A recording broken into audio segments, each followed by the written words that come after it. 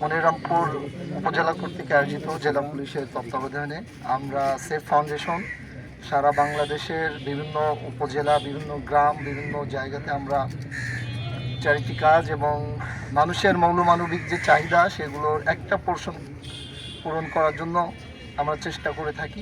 Safe foundation, আপনারা হয়তো এই ফার্স্ট শুনেছেন সেফ ফাউন্ডেশনের নাম, যেটা বিভিন্ন জেলাতে আমরা যখন যাই, বিভিন্ন গ্রামে যখন যাই, তখন আমরা আমাদের এই সেফ ফাউন্ডেশনের ব্যানারে, সেফ ফাউন্ডেশনের কন্ট্রিবিউশনে আমরা বিভিন্ন পর্যায়ের মানুষের জন্য, যেমন স্বাস্থ্য, শিক্ষা, এরপরে মানুষের মৌলমানবিক চাহিদা যেগুলো আছে সেগুলো পূরণ করার চেষ্টা করে থাকি।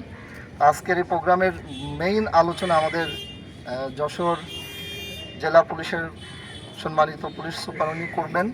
আমি জাস্ট একটি কথা বলবো, সেটি হচ্ছে আপনারা যে জায়গাতে দায়িত্ব পালন করছেন, আপনাদের এই গ্রাম পুলিশের প্রচলন কিন্তু মুঘল আমল থেকে শুরু হয়েছে।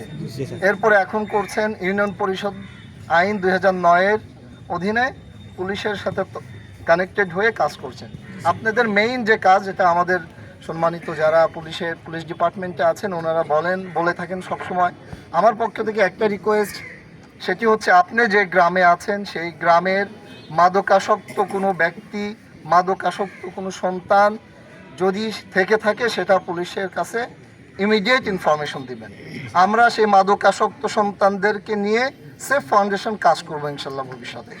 সেকেন্ড, আপনার ওই গ্রামগুলোতে যদি সন্ত্রাসীমূলক কোনো কার্যক্রম হয়, যেটা আপনাদের দায়িত্বই, জাস্ট আমি একটু মনে করিয়ে দিচ্ছি, সেই জাতীয় কাজ যদি আপনাদের সামনে পড়ে, চোখে পড়ে, ইমিডিয়েট এটা থানাকে জানানো এবং এমন কোনো আচরণ করবেন না যেটার কারণে সেই ব্যক্তি, ওই পরিবারের আরও অন্যান্য মানুষ থাকে যারা ভালো থাকে, তাদেরও ইম্প্যাক্ট যাতে না পড়ে।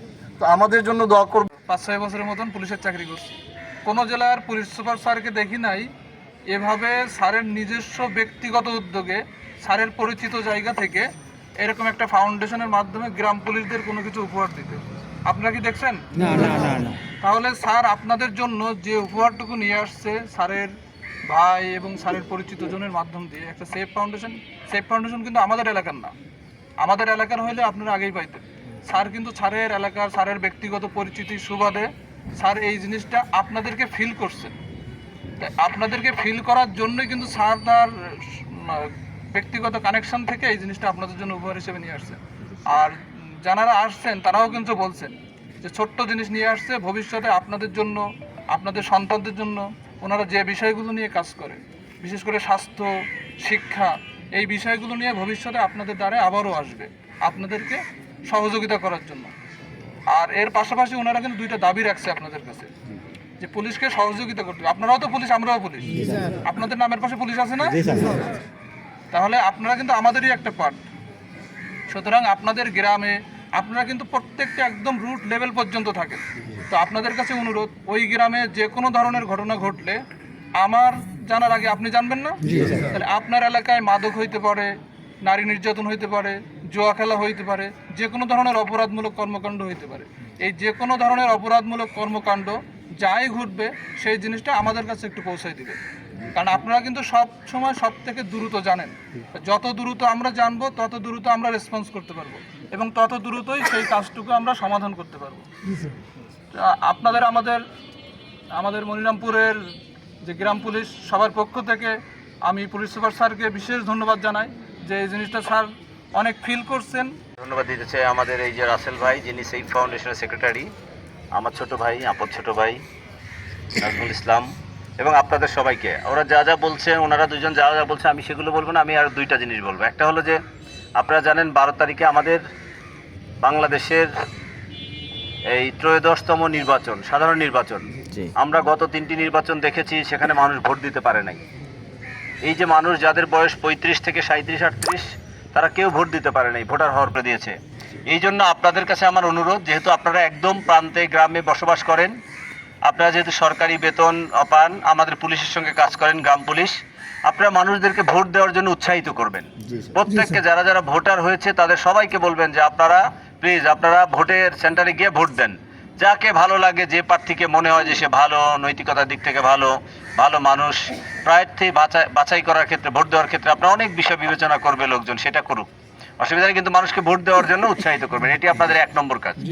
আর 2 নম্বর হলো যে আপনারা এই যে কাজগুলো বললেন, আমাদের এই যে মেহমান এবং আমার সার্কেলে এসপি সাহেব, এগুলো যদি আপনারা করেন তখন আমরা আপনাদের মধ্যে থেকে রেটিং করব। রেটিং করে আমরা কয়েকজনকে আর্থিকভাবে পুরস্কৃত করব। জেলা পুলিশ আপনাদেরকে প্রতি মাসে আর্থিকভাবে পুরস্কৃত করবে। যে গ্রাম পুলিশ, চৌকিদার, দফাদার আপনারা ভালো কাজ করবেন তাদেরকে আমরা পুরস্কৃত করবো ইনশাল্লাহ।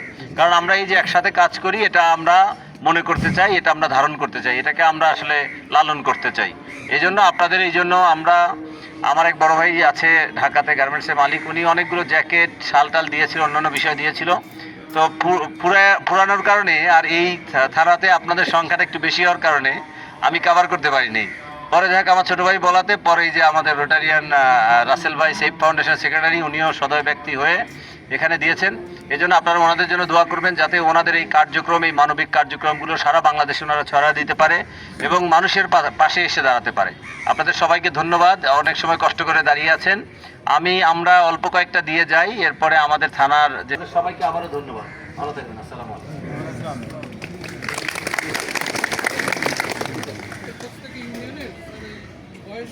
আচ্ছা, এই বয়স্ক সামনে থেকে যারা যারা সবাইকে দিয়ে দেবেন না? এবার 2 নাম্বার